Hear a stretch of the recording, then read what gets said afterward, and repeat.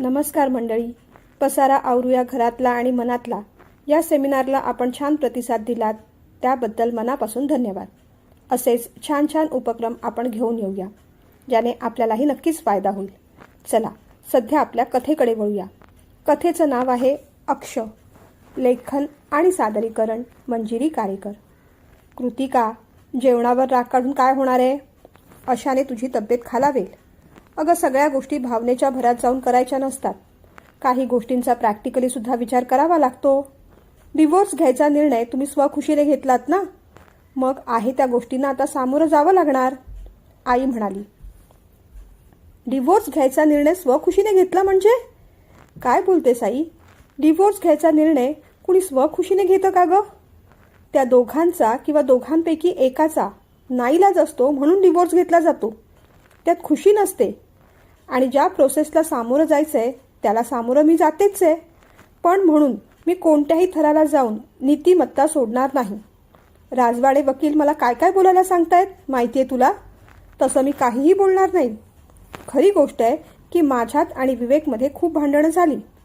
मी त्याला घालून पाडून बोलले, त्याने माझ्यावर एकदा हात उचलला, मीही त्याला ढकललं. शेवट तर एकमेकांना शिव्यासुद्धा घातल्या. पण म्हणून तो नेहमीच मला मारहाण करायचा, छळायचा, असं मी अजिबात कोर्टात बोलणार नाही. त्याने हात उचलला तो फक्त एकदाच, त्याच्या आधीही नाही आणि नंतरही नाही. आपण डोमेस्टिक व्हायलन्सची केस उभी करू, हुंड्यासाठी मला त्रास देतायत अशी खोटी बतावणी करू, मला जीवे मारायचा प्रयत्न केला त्यासाठी पुरावेसुद्धा गोळा करू असं वकील म्हणत होते. आणि त्या सगळ्या गोष्टींना मी तयार नाही. काहीही झालं तरी ही गोष्ट मी कधीच करणार नाही. अगं आम्ही वेगळं होतोय हे खरं आहे, पण बरेच आनंदाचे क्षणसुद्धा आम्ही एकमेकांसोबत घालवले आहेत. मी आजारी असताना त्याने रात्र जागवली आहे. मला उशीर झाला तर ऑफिसपर्यंत न्यायला आलाय. पावसात अडकले होते तर स्वतःच्या जीवाची पर्वा न करता कमरेवर पाण्यात मला न्यायला आला होता. ते सगळं कसं विसरू? आम्ही 5 वर्ष एकत्र राहिलोय. आणि मग ही सगळी खटाटोप कशाला? त्या पोटगीसाठी नकोय मला ती. म्युच्युअल कन्सेंटने डिवोर्स होतोय, होऊ दे की मग. मला ॲलिमनी नकोय. मी स्वतः कमवतीये आणि माझ्यासाठी तेवढं पुरेसं आहे. रागाने कृतिका म्हणाली. आईने मग इथे तिथे पाहिलं. कुणालच्या बेडरूमचा दरवाजा बंद होता. अगं प्रश्न फक्त तुझ्यापुरती उरलेला नाही ना. या घरात बाकी मंडळी पण राहतात. तू इथे आल्यापासून दादा आणि वहिनी कसे वागतायत तू पाहिलंस ना. अगं आमच्याशी सुद्धा अगदी तुटकपणाने बोलतात. आता त्यांना खुश करायला नको का? उद्या त्याच्याकडून पैसे मिळाले तर त्यातले काही पैसे त्यांना देऊ, किंवा मग तू दुसरीकडे भाड्याने घर घेऊन राहू शकतेस. आम्ही तुला सोबत करू. हे कसं कळत नाहीये तुला?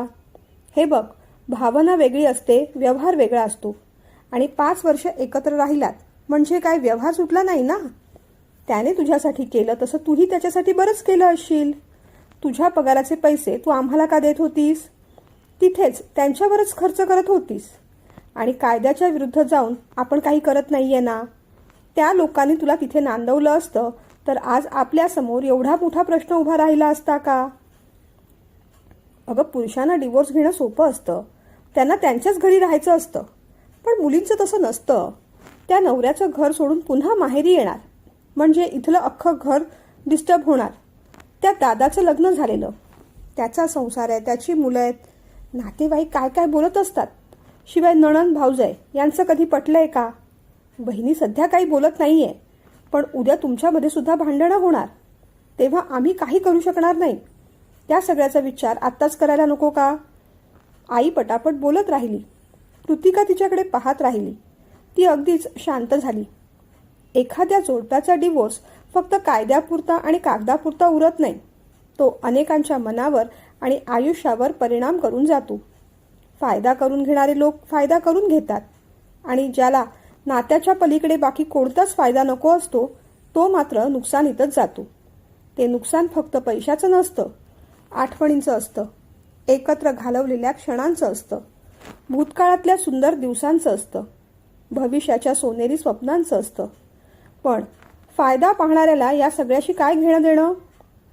झाडावरचं फूल फुलायच्या आधीच ते इतरांच्या परडीत जाण्याआधी माझ्या परडीत कसं पडेल असा विचार करणारे लोक नातं तुटल्याने फार हळहळत नाहीत. कृतिका उठली आणि सरळ टेरेसवर निघून गेली.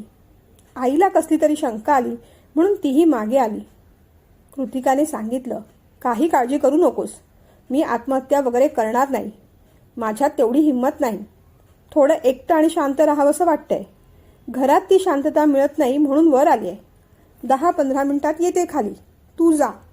तरीही आई संशयास्पद नजरेने तिच्याकडे पाहू लागली.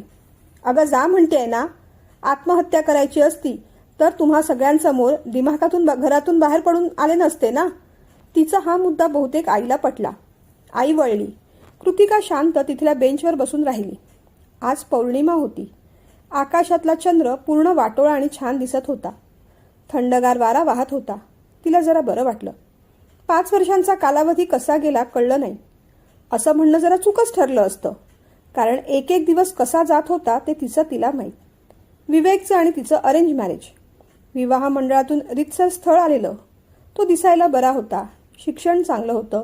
प्रायव्हेट कंपनीत कामाला होता. पगारही बरा होता. दोघांचं भेटणं झालं. बोलताना स्वभाव चांगला वाटला, समजूतदार वाटला. त्यालाही कृतिका आवडली. नकार द्यायचं तसं काही कारणच नव्हतं. पण विवेकच्या आईला कृतिका तेवढी पसंत नव्हती. देण्याघेण्यावरून त्यांचं मन अधिकच नाराज झालं. बऱ्याचदा भांडणात त्या या गोष्टीसुद्धा बोलून दाखवत असत. आम्ही काही हुंडा मागितला नव्हता, पण मानपान तरी नीट करायचा ना. जावयाला ब्रेसलेट घातलं ते सुद्धा एवढं हलकं. तशी कृतिका सुद्धा काही फार सुंदर नव्हती. 4 चौघींसारखी. बेताची नोकरी, त्यामुळे तिलाही डॉक्टर, CA वगैरे सारखी स्थळं येणं शक्य नव्हतं. आईबाबांना सासूबाईंना अपेक्षित असलेला मानपान करणं सहज शक्य होतं, पण आईच्या हट्टामुळे आईने तो करू दिला नाही. हा उगीच असा थाटमाट मानपान करणं कृतिका आणि विवेकला सुद्धा पटत नव्हतं. पण आता घाट घातलाच आहे तर जे करायचं ते व्यवस्थित असं बाबांना वाटत होतं. विवेकचं स्वतःच्या नावावर राहतं घर नाही. जे काही घर आहे ते आई वडिलांचं. त्यात आई वडील आणि भाऊ.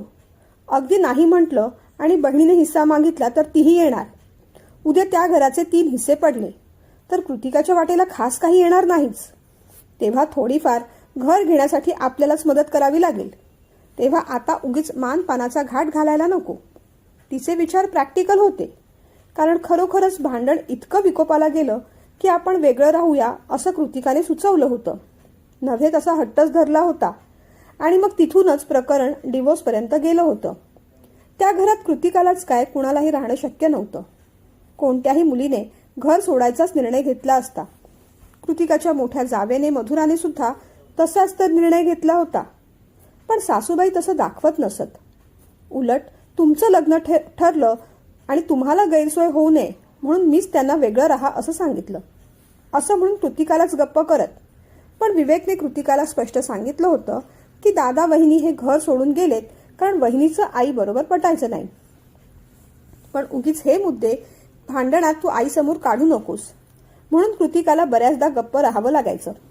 सासूबाई जेव्हा जेव्हा मधुराचं कौतुक करायच्या तेव्हा तेव्हा तिला राग यायचा.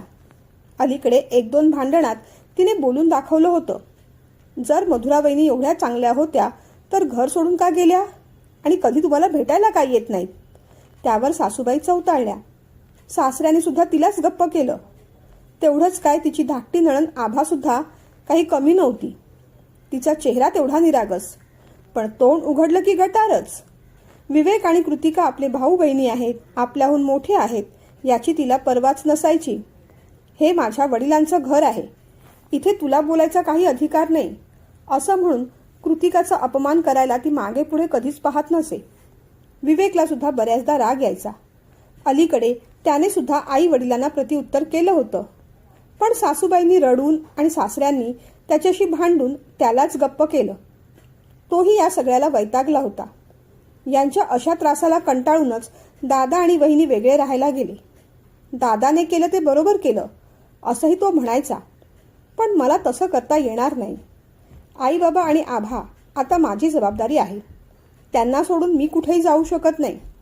उद्या त्यांच्या तब्येतीचं काही बरं वाईट झालं तर ती गोष्ट माझ्या मनाला आयुष्यभर लागेल असं म्हणून त्याने तिथेच राहायचं पसंत केलं होतं.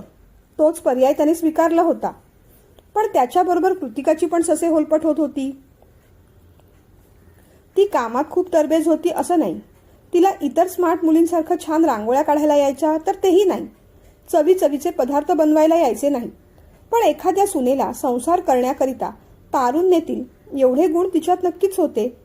ती सकाळचा नाश्ता करायची, जेवण करायची, संध्याकाळी आल्यानंतर सासूबाईंना मदत करायची. बाकी कामाला बाई होती. पण तिच्याशी भांडून सासूबाईंनी तिला सुद्धा काढून टाकलं होतं. मग संध्याकाळी आल्यानंतर भांड्यांचा तो पसारा बघूनच कृतिकाचा सगळा मूड जायचा. आधीच ऑफिसमधून थकून यायचं आणि त्यात एवढं काम. विवेकला काही सांगायला जावं तर बायकांचे प्रश्न, त्यात मी काय करू असं म्हणून तो उत्तर टाळून द्यायचा. कृतिकाची अधिक कोंडी व्हायची. तू काही करणार नाही ना, मग मी केलं तर चालणार आहे का तुला? जर मी बाई ठेवली आणि आईने ती काढली तर मग मीही भांडी घासणार नाही. त्यावेळेस तू सुद्धा मध्ये बोलू नकोस असं म्हणायची. त्यावर तो अधिक भडकायचा. तुला समजून घेता येत नाहीये असं म्हणून तिलाच गप्प करायचा. त्यालाही कळत होतं की आईचं चुकतंय, आभाचं चुकतंय, पण त्यांना काही समजवायला गेलो तर त्या ऐकून घ्यायच्या नाही. मग भांडणं व्हायची. शेवटी मग कृतिकाने सांगून टाकलं, एक तर आपण या घरापासून वेगळं होऊया आणि तुला जर घरच्यांबरोबर राहायचं असेल तर मग आपण दोघं वेगळं होऊया. मला आता भांडणं नकोत. भांडण विकोपाला गेलं आणि शेवटी एकमेकांना शिव्यांची लाखोली वाहत, एकमेकांवर दोषारोपण करत, अगदी एकमेकांवर हात उचलत त्यांनी शेवट विभक्त व्हायचा निर्णय घेतला. दोघांमध्ये चाललेलं भांडण सासूबाईंनी थांबवलं नाही की सासऱ्यांनी रोखलं नाही. आभा तर चक्क टीव्ही लावून बाहेर बसली होती. जेवताना जेव्हा विवेक म्हणाला, उद्या कृतिका कायमची तिच्या माहेरी निघून जाणार आहे, तेव्हा सासूबाई हसत हसत म्हणाल्या, उद्याची वाट तरी कशाला पाहायची, आजच जायला सांग. तेव्हा तर कृतिकाला प्रचंड राग आला होता.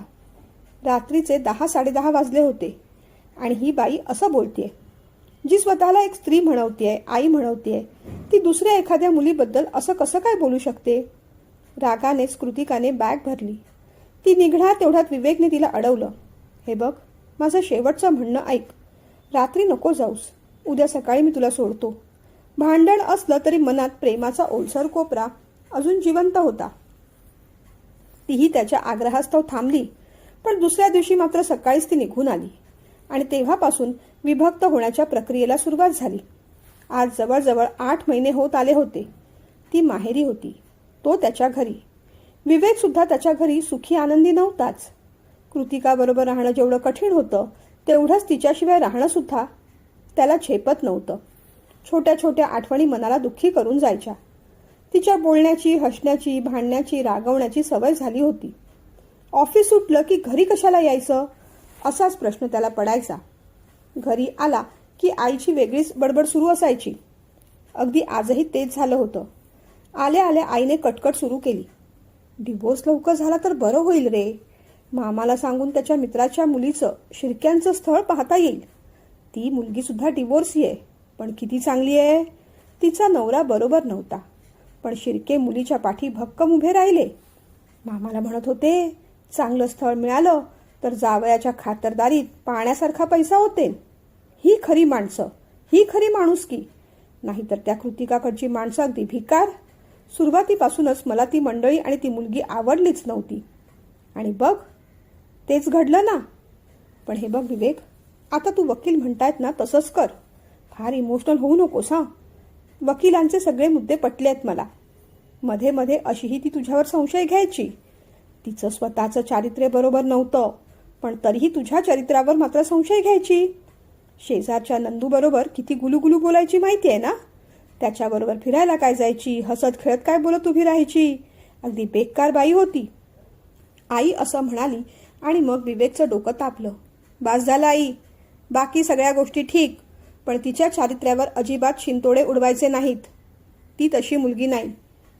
नंदू आणि तिच्या नात्याबद्दल तू मला काहीच सांगायला नको. त्यांचं नातं पवित्र बहीण भावासारखंच आहे. मागे सगळे तुम्ही लग्नाला गेला होतात. जिन्यात ती चक्कर येऊन पडली तेव्हा नंदूनेच तिला हॉस्पिटलमध्ये नेलं होतं. मलाही यायला बराच उशीर झाला होता. बोलायला ती मोकळी ढाकळी आहे, फ्री आहे, पण त्याचा अर्थ असा नाही की तिचं चारित्र्य खराब आहे. आज हे बोललीस ते बोललीस, पण यानंतर तिच्या चारित्र्यावर अजिबात म्हणून शिंतोडे उडवायचे नाही. घरी पण नाही आणि कोर्टात पण नाही. आणि मलाही ते करायला सांगू नकोस. तो म्हणाला, अरे मूर्खासारखं काय बोलतोयस? मग ती तुझ्याकडे पोटगी मागणार ना. भरमसाठ पोटगी द्यायला पैसे आहेत का तुझ्याकडे? ती तुझ्यावर उलट केस लावणार, डोमेस्टिक व्हायलन्सची केस. तू तिच्यावर संशय घेतोस, तिला मारहाण करतोस म्हणून पोटगी वसूल करणार. कुठून देणार आहेस तू? हे बघ, आम्ही आता एकही पैसा खर्च करणार नाही. तुलाही तो करू देणार नाही. तुझं दुसरं लग्न ठरेल तेव्हा मग तो घर संसार कसा चालवणार आहेस तू? आईने असं विचारल्यावर त्याने हातातली कपबशी धाडकन जमिनीवर आदळली. अजून डिवोर्स झाला नाही आणि पुन्हा मला मुंडावळ्या बांधायला निघालीस तू? नकोच ती नाटकं मला. बस झालं सगळं. दुसरं लग्न करायचं नाहीये मला. मी आयुष्यभर असाच राहीन. एकीशी लग्न केलं, तिच्यावर प्रेम केलं, सफल झालं नाही ठीक. आता पुन्हा पुन्हा तोच खेळ मांडायचा नाहीये मला. पोटगी द्यायचा प्रश्न आला तर तिच्यासाठी म्हणून आनंदाने पोटगी देईन मी. आमच्या नात्यात तिने सुद्धा खूप काही गोष्टी केल्या आहेत. माझ्यासाठी तिने खूप काही केलंय. माझे पैसे तिच्यावर खर्च झाले तर अजिबात म्हणून वाईट वाटणार नाही मला. आणि खरं सांगायचं म्हणजे ती एवढी स्वाभिमानी आहे की मी जबरदस्तीने देऊ केली तरी ती घेणार नाही, याची मला खात्री आहे. पुन्हा पुन्हा तोच विषय काढून माझं डोकं उठवू नकोस, असं म्हणून तो गच्चीवर उठून गेला. सगळ्याच गोष्टीचा वैताग आला होता. कुणाला समजवायला जायचं, सगळेच समजावण्याच्या पलीकडे गेले. खरं तर संसार आमचा, पण या लोकांनी आम्हाला तो कधी करूच दिला नाही. एक तर तिच्या माहेरच्या माणसांनी, नाहीतर माझ्या घरातल्या लोकांनी सतत आमच्या संसारात लुडबुड केली. पण आम्ही मूर्ख, आमचं दुर्दैव की त्यांची ती लुडबुड आम्हाला थांबवता आली नाही. आज नातं जवळजवळ तुटल्यातच जमाय. गच्चीच्या कठड्यावर हात ठेवून तो कितीतरी वेळ आकाश पाहत राहिला. गच्चीवर आला की त्याला कृतिकाची आठवण यायची. कधी घरात भांडणं झाली की दोघे इथे वर येऊन बसायचे. रडून रडून ती मनातलं सगळं सांगायची, तिचं मन मोकळं करायची. तो तिला समजवत राहायचा, पण त्याने कधी उत्तर निघालं नाही. शेवटी मग कंटाळून तिने स्वतःचं उत्तर काढलं. कृतिका, तू माझ्यापासून लांब जातेस. खरं तर मला त्याचा त्रास होतोय. पण खरं सांगू, तू करतेस ते बरोबर आहे, चांगलंच आहे. निदान तू तुझ्या घरी तरी सुखात राहू शकशील. मला माहिती आहे इथे सगळ्या लोकांनी तुला खूप त्रास दिलाय आणि नवरा म्हणून त्या गोष्टी थांबवायला मी असमर्थ ठरलो. दादासारखी हिंमत माझ्यात नाही, फायनान्शियली सुद्धा नाही आणि इमोशनली सुद्धा नाही. आईबाबांना सोडून राहिलो तर माझंच मन मला खात राहील. आर्थिकदृष्ट्या सुद्धा 2-2 घरांचा भार घेणं मला परवडणारं नाही. तुला सुद्धा या घरात राहा असं मी कसं म्हणू ग? तुझा त्रास मला दिसतोय. मी या दलदलीत पुरता अडकलोय. फक्त तू माझ्यासोबत लग्न केलंस म्हणून तूही या दलदलीत आयुष्यभर अडकून पडावीस असं वाटत नाही मला आता. खरं तर मी लग्न करायच्या लायकीचाच नव्हतो. उगीच लग्न केलं असं वाटू लागलंय. चुकलं माझं. गेली 5 वर्ष तू खूप सहन केलंस, पण आता खरंच करू नकोस. खरंच आपण वेगळं होऊया. तू आनंदात राहा. विचाराने त्याच्या डोळ्यात अश्रू येऊ लागले. कधी कधी संस्कार आणि संस्कृतीचं काटेरी कुंपणच नात्यांना गुदमरून टाकतं. संस्कारहीन मनाच्या माणसांबरोबर राहताना आपण संस्काराने जगायचं हे खरंच किती कठीण असतं. चांगल्या माणसाला आपला चांगुलपणा कुठे थांबवायचा हे कळत नाही, म्हणूनच बऱ्याचदा तो स्वतःचं नुकसान करून घेतो. आपला चांगलेपणा आपण आपल्या घरच्यांसाठी दाखवला, पण आपण स्वतःवर आणि कितीतरी पटीने जास्त कृतिकावर अन्याय केला. याच्यापेक्षा चांगलं आयुष्य ती निश्चितच डिझर्व करते. म्हणूनच आपण वेगळं व्हायला हवं. राहता राहिला प्रश्न तिने जर पोटगी मागितली तर कोणतीही घासाघीस न करता देऊन टाकायची. तिच्या आयुष्याचं नुकसान करायला आपणच जबाबदार आहोत. काही अंशाने का होईना ती जबाबदारी उचलण्याचं भाग्य तरी आपल्याला मिळेल. एवी तेवी दुसरं लग्न करून आता मी काही संसार थाटणार नाही. निदान ते पैसे तिच्या तरी कामाला येऊ देत. आय एम सॉरी कृतिका, असं म्हणत त्याने चेहरा झाकून घेतला. आज बंद केलेल्या डोळ्यांसमोर फक्त कृतिकाचं चित्र पुन्हा पुन्हा समोर येत होतं. कृतिकाची सुद्धा काही वेगळी अवस्था नव्हती. या कुशीवरून त्या कुशीवर. आता 15 दिवसांनी डिवोर्स होऊन जाईल. मग विवेक आणि आपलं काहीच नातं उरणार नाही. आपल्या नावापुढे आता त्याचं नाव लागणार नाही. आपण काही चुकलो का? आपली सहनशक्ती कमी पडली का? पण आपण किती सहन करणार? शारीरिक त्रास, मानसिक त्रास कोणत्या लेवलपर्यंत जाऊन सहन करू शकतो माणूस? त्या घरात जायचीच भीती वाटायची. सतत भांडण, कटकटी, हेवे दावे. ते कमी म्हणून कामावर काम सांगत राहायचे. ही साफसफाई कर, ते डबे घासून ठेव. अगदी वीट आणला होता. आठवलं तरी नको नको वाटतं. पण या सगळ्याचा त्रास आपल्याला झाला, आपल्या नात्याला झाला. विवेकने गोष्टी सावरायचा प्रयत्न केला, पण त्याचे प्रयत्न अपुरे पडले. बाबांना हार्टचा त्रास आहे, आईला गुडघेदुखीचा त्रास आहे. अशा परिस्थितीत मी घर सोडणं शक्य नाही. दादा इथे येत नाही, मग आई वडिलांची जबाबदारी माझ्यावरच आहे आणि त्यांना सोडणं मला शक्य नाही असं म्हणायचा. आई वडिलांना सोडणं शक्य नव्हतं तुला, म्हणून बायकोला सोडून दिलंस ना विवेक. तुझ्या आयुष्यात मला काहीच महत्त्व नव्हतं. मुसमुसून ती रडत राहिली. ती रडते हे आईच्या लक्षात आलं, पण आता रोज मरे त्याला कोण रडे असा विचार करून आईने सरळ कूस बदलली आणि ती झोपून गेली. सकाळी नेहमीप्रमाणे कृतिका उठली. आंघोळ वगैरे करून तिने सगळ्यांच्या पोळ्या केल्या. वहिनी बऱ्याच उशिराने उठली. तिने भाजी फोडणीला घातली. दादाचा डबा भरला, मुलांचा डबा भरला आणि ती सरळ तिच्या खोलीत निघून गेली. कृतिकाने पाहिलं, कढईत भाजी थोडीच राहिली होती. फ्रीजमध्ये आणखीन दुधी होता. थोडी जास्त भाजी केली असती तर आपल्याला डब्याला घेऊन जाता आलं असतं, पण मुद्दामूनच बहिणीने जास्त भाजी केली नाही.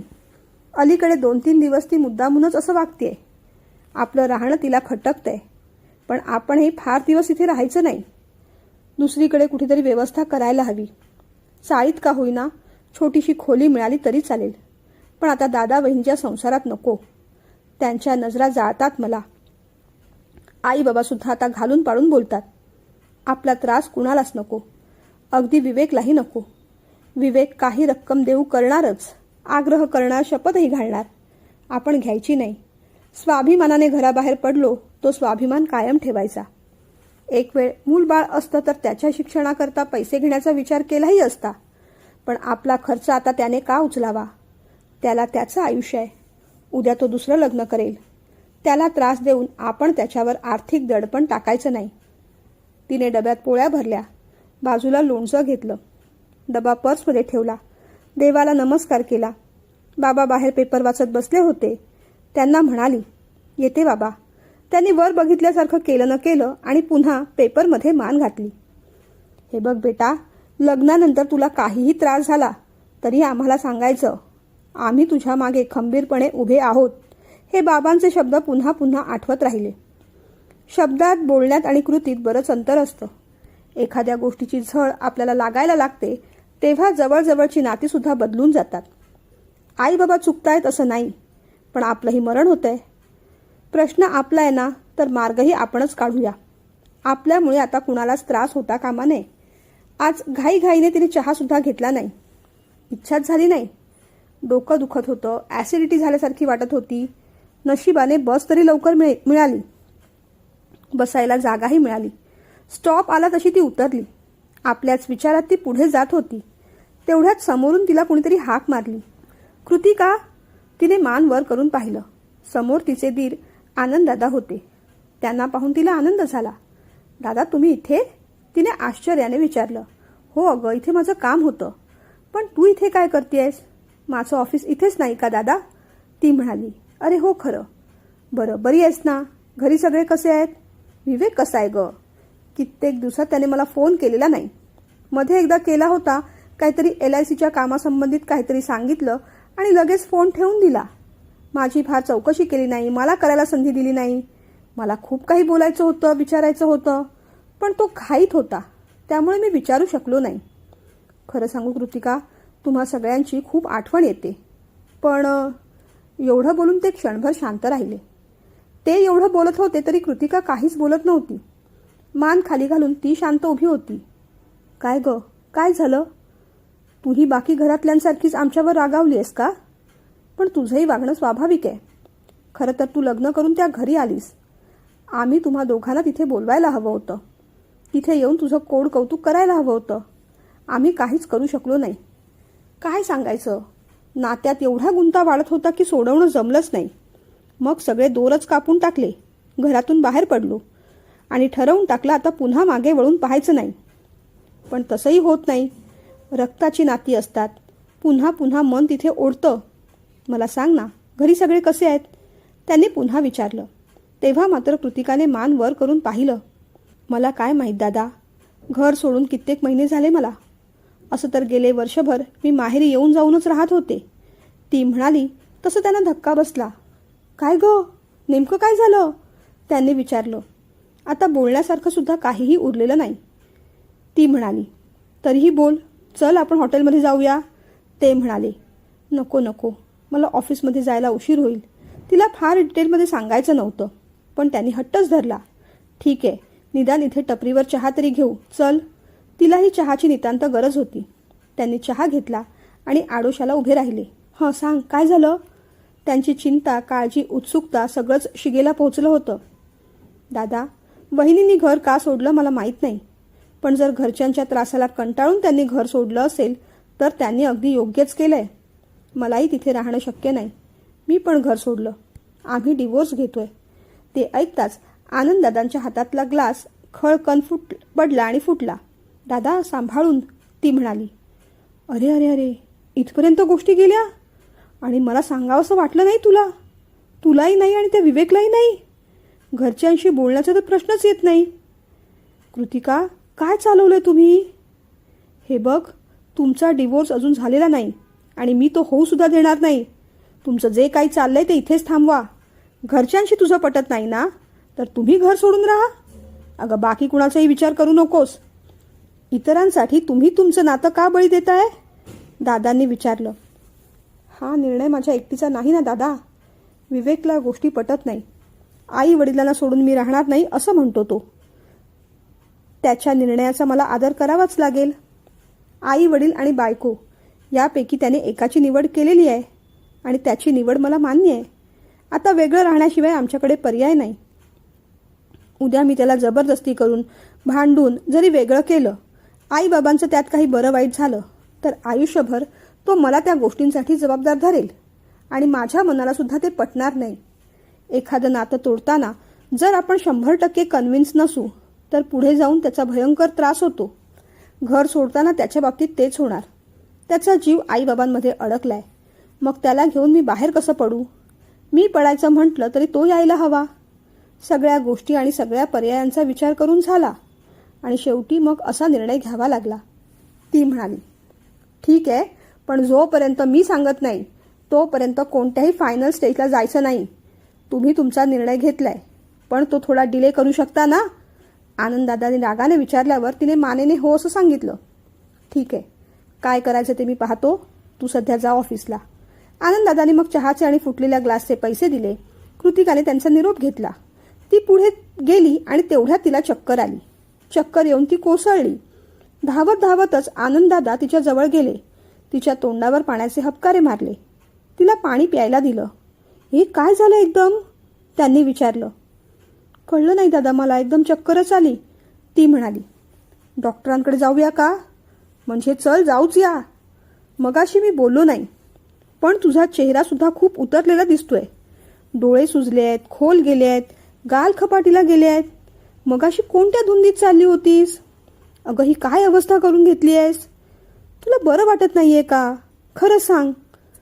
याआधी त्यांचा एवढा संवाद कधीच झाला नव्हता, पण त्यांची काळजी तिला कळत होती. नको दादा, मी संध्याकाळी जाईन डॉक्टरांकडे, तिने टाळायचा प्रयत्न केला, पण तिला खूपच चक्कर येत होती. त्यांनीच मग तिला ऑटोत बसवलं. ओळखीच्या लेडी डॉक्टरांकडे घेऊन गेले. तपासल्या डॉक्टरांनी सांगितलं की यांच्याकडे गुड न्यूज आहे. ऐकून कृतिका आणि आनंददादा दोघांना धक्का बसला. कृतिकाला जरा जास्तच. आता ती अशा वळणावर उभी होती की ती धड इथे येऊ शकत नव्हती आणि धड तिथे जाऊ शकत नव्हती. आणि त्यात अशी बातमी आली होती. आनंददादांना मात्र आनंद झाला. चला, अचानक का होईना आनंदाची बातमी कळली. हे बघ कृतिका, मला खरं सांग, तू काही खाऊन आली आहेस का? तिने मानेने नाही असं सांगितलं. त्यांनी मग हॉटेलमधून इडली सांबार पार्सल करून घेतलं. हे बघ, आता ऑफिसला जा आणि पहिल्यांदा हे खाऊन घे. त्यांनी तिला ऑफिसच्या खाली सोडलं आणि मग ते त्यांच्या कामाला निघून गेले. कृतिका वर आली. तिने इडली सांबार खाऊन घेतलं तेव्हा तिला कुठे बरं वाटलं. पण विचार कमी होत नव्हते, ते अधिकच वाढत चालले होते. आता विवेकला काय वाटेल? आपण दादांना ही गोष्ट सांगून त्यांना इमोशनल ब्लॅकमेल करत आहोत असं त्याला वाटणार नाही ना. दादा आपल्याला अचानक भेटले, आपल्याला चक्कर आली, नको नको सांगत असताना डॉक्टरांकडे घेऊन गेले. दादांबरोबर आपल्याला सुद्धा ती बातमी तेव्हाच कळली. या सगळ्या गोष्टींवर त्याचा विश्वास बसेल का? खरं तर किती आनंदाची गोष्ट. सगळ्यात पहिल्यांदा त्यालाच कळायला हवी होती. पण कसं हे आपलं नशीब. तिला खूप आनंद झाला होता, पण आपल्याला जेवढा आनंद झालाय तेवढाच आपल्या घरातल्यांना होईल का? एक आणखीन जबाबदारी त्यांना नकोच असणार. आपली जबाबदारी त्यांना नको वाटते. त्यात आता बाळाची जबाबदारी. ते निश्चितच बाळाचं स्वागत करणार नाही. तिला भीती पण वाटू लागली. उद्या जर या बाळाचं ॲबॉर्शन कर असं आईबाबा म्हणाले तर काय करायचं? नाही, असं मी कधीच होऊ देणार नाही. आपल्या बाळाला आपण वाढवायचं. कितीतरी मुली सिंगल मदर असतातच की. पण आपल्याला हे सगळं जमेल? जमवायला हवं.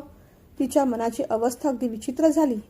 एकीकडे खूप टेन्शन येत होतं, दुसरीकडे दुःख होतं, तिसरीकडे एक आनंदाची गोड बातमी.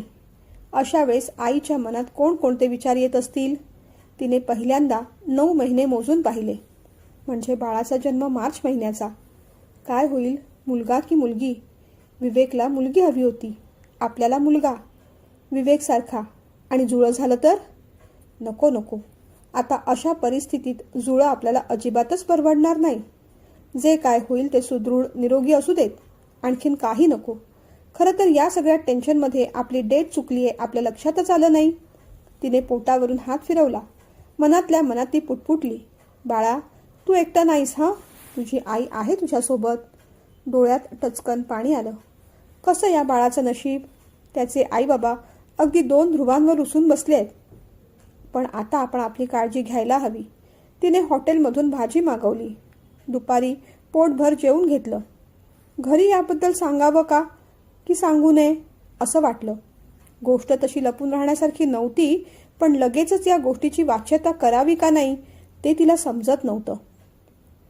त्याच लेडी डॉक्टरांना पुन्हा जाऊन भेटावं, कोणत्या गोळ्या घ्यायच्यात हे विचारून घ्यावं. पण लगेच आज नको, 2 दिवसांनी जाऊ.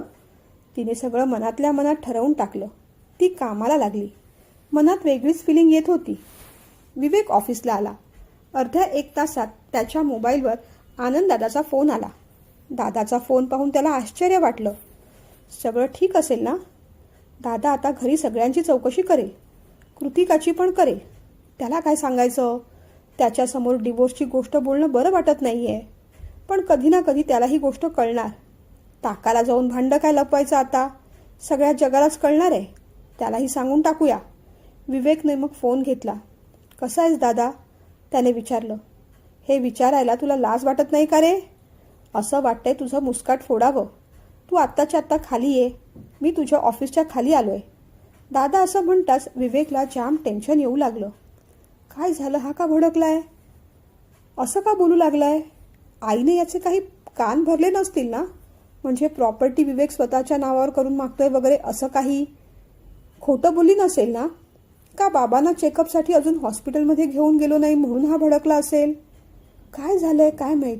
खाली जाऊन पाहावं. त्याने शेजारच्या पद्माकरनला मी 10 मिनिटात खाली जाऊन आलो असं सांगितलं आणि भराभर तो लिफ्टने खाली आला. कॉरिडॉरमध्ये दादा वाट पाहत होता. तो अगदी लाल लाल झाला होता. काय झालं दादा, तू इथे अचानक कसा आलास? आनंद दादाने त्याला जवळ ओढलं. त्याची कॉलरच धरली. असं वाटतंय ना विवेक, तुझ्या 2 सणसणीत मुस्काटीत लावून द्याव्या. अरे गोष्टी इथपर्यंत पुढे गेल्या आणि तुला मला सांगावंसं वाटलं नाही? आनंद दादाने विचारलं. कोणत्या गोष्टी? विवेकने विचारलं. तेही मीच सांगू आता? मला कृतिका भेटली होती. तुम्ही डिवोर्स घेताय? आनंद दादाने असा प्रश्न विचारल्यावर विवेकने मग मान खाली घातली. अरे एकदा माझ्याशी बोलायचं ना. सरळ नातं का तोडायला निघालास? आणि कुणासाठी? आपल्या घरच्यांसाठी, ज्यांना स्वतःच्या मुलांच्या सुखाचं घेणं देणं नाही अशा लोकांसाठी. हे बघ, भांडणं झाली असतील, कृतिकाचं काही चुकलं असेल, तुझंही काही चुकलं असेल, मान्य. पण म्हणून सरळ नातंच तोडून टाकायचं? घरात तिला किती त्रास सहन करावा लागत असेल याची मला पूर्ण कल्पना आहे. या सगळ्यातून माझी बायको गेली आहे. मी ज्या मार्गावरून गेलो त्या मार्गावरून तू का गेला नाहीस? घर सोडून वेगळा का झाला नाहीस? आनंद दादाने रागाने विचारलं. ते एवढं सोपं आहे का दादा? तू निघून जाऊ शकलास, कारण मी मागे होतो. मी असं नातं तोडून कसं चालेल? मला शक्य नाही ते. आई बाबांना आता कुणाच्या भरोश्यावर टाकून जाऊ? आभाचं अजून लग्न व्हायचं आहे. तिला असंच वारंवार सोडून द्यायचं का आपण? विवेकने विचारलं. हो, मग हा विचार त्या लोकांनी पण करायला नको होता का? त्यांनी तुमचा विचार केला का? द्यायचा तेवढा त्रास आईबाबांनी दिलाच असणार. मारायचे तेवढे टोमणे आभाने सुद्धा मारलेच असणार. अरे कोण मुलगी किती सहन करणार आणि का सहन करावं? इमोशनल ब्लॅकमेल करून ते तुला अडकवत राहतील. पण तुला तुझी अक्कल नाही. डिवोर्स म्हणजे खेळ वाटला का रे? कृतिकाचा विचार केला नाहीस का तू? दादाने विचारलं. डिवोर्स मी नाही, तिनेच मागितलाय दादा. तिलाच वेगळं व्हायचंय. मी कशी जबरदस्ती करणार मग? विवेकने विचारलं. तू दुसरा कोणता पर्याय तिच्या समोर ठेवला होतास? अरे घर सांभाळायची जबाबदारी फक्त येणाऱ्या सुनेचीच असते का रे? नाही ना, ती सगळ्यांची असते. आणि हे सगळं करायच्या आधी माझ्याशी तुला बोलावंसं वाटलं नाही का? दादा असं म्हणताच विवेकला मग एकदम रडू आलं. आनंददादाने त्याला शांत केलं. सॉरी दादा. ठीक आहे, झालं ते झालं. आता आधी ते डिवोर्स पेपर फाडून टाका. डिवोर्स कॅन्सल करा. कृतिकाशी पण मी बोललोय. आनंददादा म्हणाला. विवेकने चमकून पाहिलं. मग ती काय म्हणाली? ती डिवोर्स कॅन्सल करायला तयार आहे? त्याने अधीरतेने विचारलं. अरे तयार आहे म्हणजे?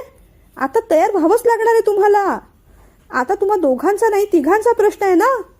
दादा असं म्हणताच विवेक गोंधळला. म्हणजे कळलं नाही मला. त्याने विचारलं. अरे मूर्खा, तू बाप होणार आहेस. आपण काय ऐकलं यावर त्याचा विश्वास बसेना. काय सांगतोयस दादा? तुला कसं कळलं रे? इथे तिथे पाहून त्याने विचारलं. अरे सकाळी अचानक कृतिका समोर आली. आम्ही चहाच्या टपरीवर गप्पा मारत थांबलो. तिने सगळी गोष्ट सांगितली. पैसे देऊन मी निघणार तेवढ्या तिला चक्कर आली. तिला चालता येत नव्हतं. मग डॉक्टरांकडे घेऊन गेलो. डॉक्टरांकडून कळलं, तिलाही तेव्हाच कळलं.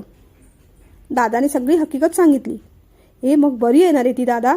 आता घाईघाईने विवेक विचारू लागला. तुझ्या बायकोची खबर मी कशी ठेवणार? तूच विचार की फोन करून. थांब, मीच लावून देतो. म्हणत आनंददादाने कृतिकाचा फोन लावून दिला. दादांनी आपण व्यवस्थित ऑफिसमध्ये पोचलोय ना यासाठीच फोन केला असणार, असं म्हणत कृतिकाने फोन उचलला. हां दादा, मी ठीक आहे आता, ती म्हणाली. कृती, मी विवेक बोलतोय ग. विवेकचा आवाज ऐकून कृतिकाचा क्षणभर विश्वास बसेना. दादाने सगळं सांगितलं मला. तू बरी आहेस ना? काळजी घे हां स्वतःची. मी लवकर तुला भेटायला येणार आहे. पण आता हे बघ, डिवोर्स वगैरे गेला खड्ड्यात. सगळं कॅन्सल. आपण काय करायचं ते पाहूया नंतर. पण तुलाही नको ना डिवोर्स? आता तू म्हणशील तसंच करूया. पण डिवोर्स नको हां. तो पुन्हा म्हणाला. मलाही तेव्हा नकोच होता रे डिवोर्स. पण काय करणार, नाईलाज झाला माझा. ती म्हणाली. हो, पण आता रडू नकोस ना. आता फक्त आनंदी राहायचंय. संध्याकाळी तुझ्या ऑफिसच्या खाली मी तुला न्यायला येतो. काळजी घे. त्याने फोन ठेवला. दादाला मिठी मारून पोटभर रडून घेतलं. ती सुद्धा पटकन वॉशरूममध्ये गेली. तिनेही रडून घेतलं. दादा, आता पुढे काय करू मी? विवेकने विचारलं. आज घरी जा आणि आई बाबांना सांगून टाक की आम्ही डिवोर्स घेणार नाही, आम्ही वेगळं होतोय. अरे पण असं कसं सांगणार? विवेकने विचारलं. मग काय करणार आहेस तू? त्या लोकांना तीच भाषा कळते. हे बघ, तसं करण्यामध्ये आपल्या सगळ्यांचाच फायदा आहे. आई एवढ्या ताठ्यात वागत होती कारण मी आणि मधुरा बाहेर पडल्यानंतर आपला धाकटा मुलगा आपल्या सपोर्टला आहे याची तिला खात्री होती. मला निघताना ती म्हणाली होती, तू आता बाहेर निघालास ना तर आता घरावरचा तुझा हक्क संपला. आता जे काही आहे ते मी विवेकसाठीच करणार. पण आता तू वेगळा जाणार कळल्यावर बघ, पुन्हा ती माझ्याशी संबंध चांगले करायला येणार. आभाचं लग्न करून देतील अशी दोघांमध्येही धमक नाही. आपल्या दोघांना सोडून फ्लॅट ती आभाच्या नावावर करून देईल असंही मला वाटत नाही. शेवटी जावयाच्या दारात जाऊन काय राहणार? मुला सुनांबरोबर पटत नाही, तिथे जावई काय पटवून घेईल यांचं? जिकडे समोरचा माणूस भावना सोडून वागतो तिकडे आपणही भावनांच्या वर उठून बुद्धिबळाच्या चालीच खेळायच्या असतात. विवेक, तू घर सोडायचं म्हटलं तर आई बाबा तुला कन्व्हिन्स करायला पाहतील, कृतिकाशी चांगलं बोलतील, पण तेव्हाही तू ऐकू नकोस. तू घर सोड. आनंददादा म्हणाला. पण दादा, आई बाबांची जबाबदारी दोघांनी झटकून कशी चालणार? विवेक म्हणाला.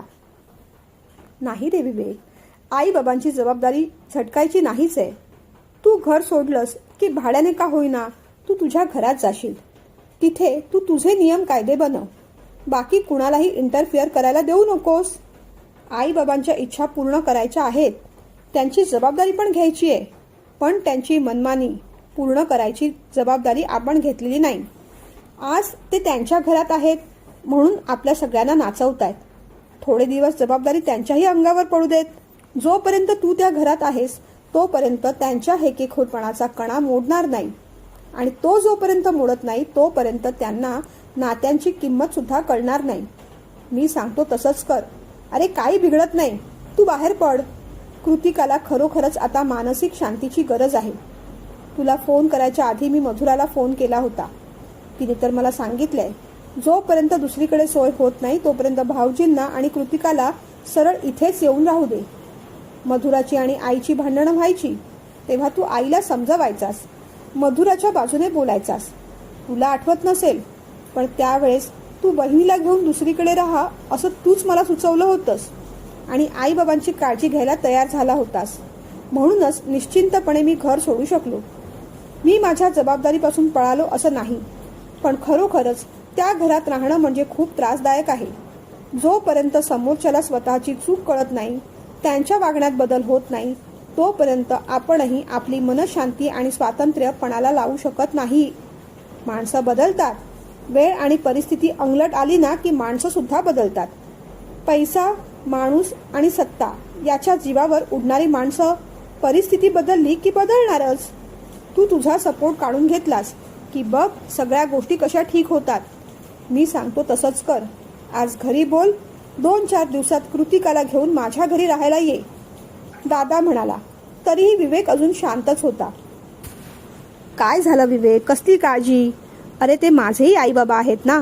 तुझ्यापेक्षा मला जास्त जबाबदारीची जाणीव आहे भावा.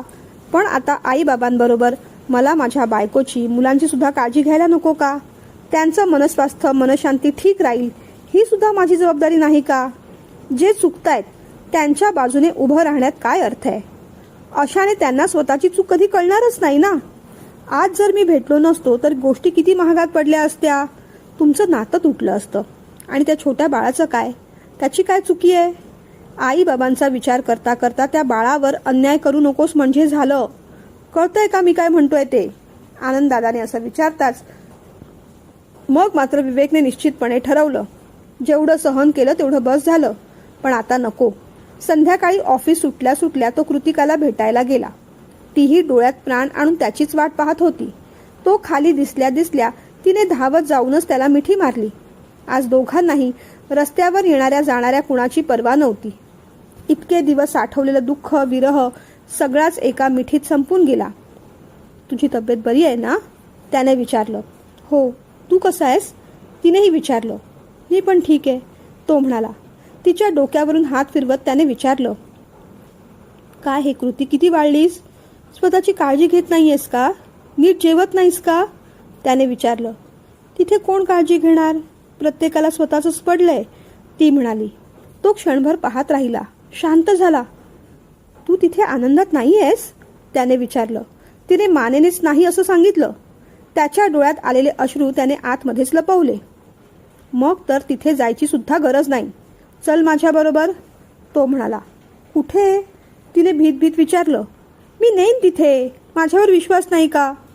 आहे रे, पण घरी काय सांगू? तिने विचारलं. घरी काय सांगायचं?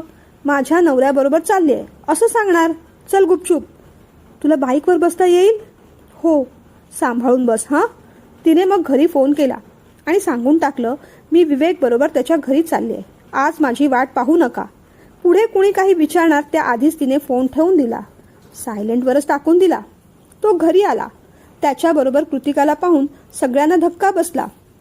न राहून विवेकच्या आईने विचारलं, ही इथे कशाला आली? आता अजून काही घ्यायचं राहिलंय का हिचं? ती बिचारी गोंधळून गेली. हो राहिलंय ना, तुमचा आशीर्वाद घ्यायचा राहिलाय, तेवढा द्या म्हणजे आम्ही निघतो, विवेक म्हणाला. आई बाबा झटकन उभे राहिले.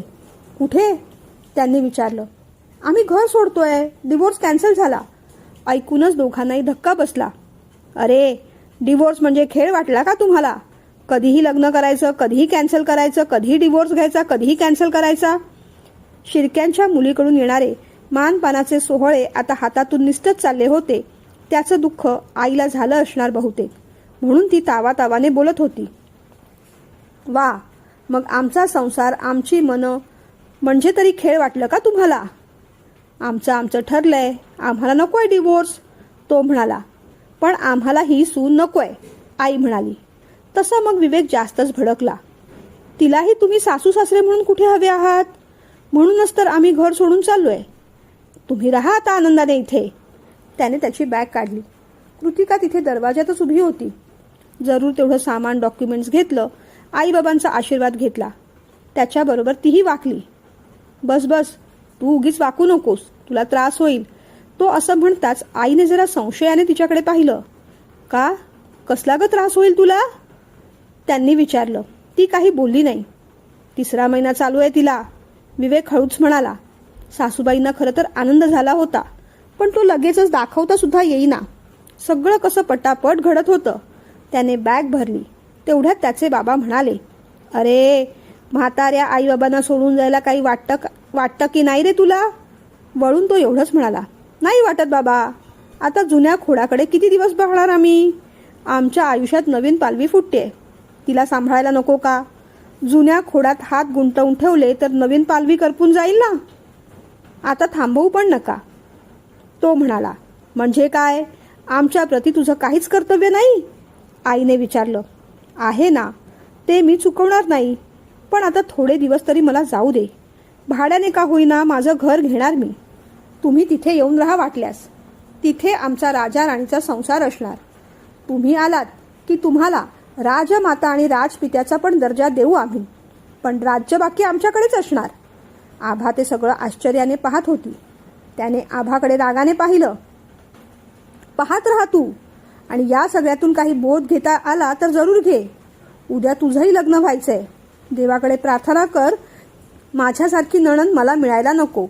असं म्हणतच त्याने तिच्या डोक्यावर एक हलकीच टपली मारली. आई बाबांना काळजी घ्या असं सांगितलं. तो सरळ कृतिकाला घेऊन खाली आला. खाली येता येता कृतिकाने त्याला विचारलं, आपलं काहीतरी चुकतंय असं वाटत नाहीये का तुला? नाही ग, उलट आज बरोबरच करतोय असं वाटतंय. ज्याला जी भाषा समजते त्याच भाषेत उत्तर द्यायला हवं आता, तो म्हणाला. अरे पण आपण चाललोय कुठे? तिने विचारलं. दादाकडे. लवकरात लवकर भाड्याचं घर पाहू, 2 BHKचा फ्लॅट घेऊ. आई बाबा माझ्याकडेच येऊन राहणार आहे, माहिती आहे मला. तो मग दादाकडे आला. त्या दोघांना पाहून मधुरा आणि आनंद दादाला सुद्धा आनंद झाला. मुलांना पण आनंद झाला. कितीतरी दिवसांनी त्या दोघांना शांत झोप लागली. आता त्यांना कुणाचाच विचार करायचा नव्हता. आता विचार करायचा होता तो त्यांच्या येणाऱ्या बाळाचा. 2 ध्रुव एकत्र यायला तयार नव्हते, पण येणाऱ्या चिमुकल्या अक्षाने ते जोडले मात्र गेले होते. आणि त्या अक्षाभोवतीच त्यांना आता आयुष्यभर फिरत राहायचं होतं, कुणाचीही पर्वा आणि तमा न करता.